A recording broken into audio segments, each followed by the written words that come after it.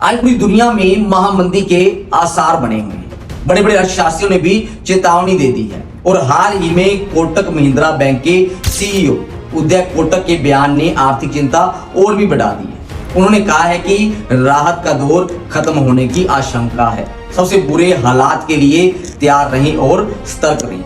PM Modi की भी Netherlands से स्पीच सामने आई। अगर ये स्थितियां तेजी से नहीं बदली गई तो बीते अनेक दशकों की उपलब्धियों पर पानी फिर जाएगा। तो दोस्तों, आसान भाषा में इस चार्ट के जरिए समझते हैं कि महामंदी कैसी होती है, इकोनॉमिक क्राइसिस क्या होते हैं। सबसे पहले युद्ध के कारण एनर्जी के प्राइस जैसे कि पेट्रोल, डीजल, एलपीजी व अन्य तेल के दाम बढ़ रहे हैं। उससे अब ट्रांसपोर्टेशन महंगा होगा। ट्रांसपोर्ट महंगा होने से रोजमर्रा के सामान जैसे कि फल, सब्जियां, दालें और बाकी सब जरूरत का सामान भी महंगा होगा, क्योंकि सब ये ट्रांसपोर्ट से ही बाजार होते हुए हमारे घरों में आता है। और फिर यह सब महंगाई से सरकार व बैंक अपनी ब्याज दर बढ़ाना शुरू कर देते हैं। इंटरेस्ट रेट बढ़ने से कंपनियों का प्रॉफिट मार्जिन कम हो जाता है, क्योंकि ब्याज दर ज्यादा होती है। बिक्री और मुनाफा कम होने से कंपनियां खर्च बचाने के लिए कर्मचारियों की छंटनी शुरू कर देती हैं, जिससे काफी लोग बेरोजगार हो जाते हैं। किसी ने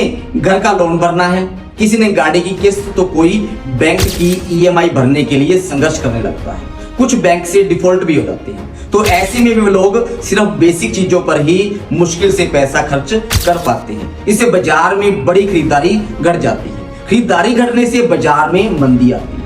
तो इसी तरह से ये सारा मंदी का सर्कल शुरू हो जाए तो पूरी अर्थव्यवस्था कमजोर हो जाती है और महामंदी का दौर शुरू हो जाता है। अब हमें बचना कैसे है? सबसे पहले 6 से 12 महीनों का इमरजेंसी फंड जरूरत के सामान के लिए अपने पास सेफ रखना है। तो यदि कल को नौकरी चली जाए या बिजनेस की प्रॉब्लम हो तो यह फंड आपको घर चलाने के लिए मदद करेगा। दूसरा, आप अपनी फैमिली का व अपना हेल्थ इंश्योरेंस करवा लें। यदि कल को हेल्थ इश्यू हो गया तो आप ट्रीटमेंट अफोर्ड नहीं कर पाएंगे। तीसरा काम, आपको अपनी इनकम का कोई दूसरा सोर्स भी ढूंढ लेना चाहिए साथ में।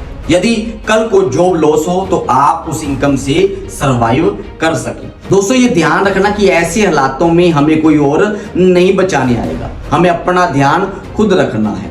और यदि आपको ये वीडियो इंफॉर्मेटिव लगा हो तो दोस्तों के साथ शेयर जरूर कीजिएगा।